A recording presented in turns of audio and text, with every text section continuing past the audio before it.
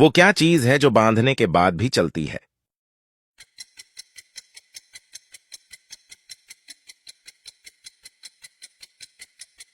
दुरुस्त जवाब जानने से पहले मुझे लगता है कि कोई आपके मोबाइल पर नजर रख रहा है।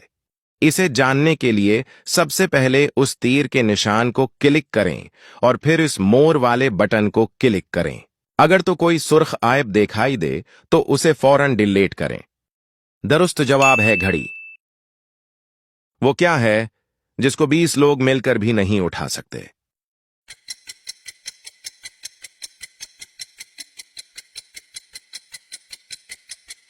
दुरुस्त जवाब है साया।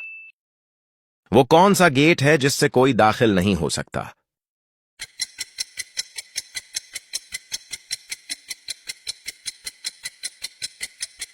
दुरुस्त जवाब है कोलगेट।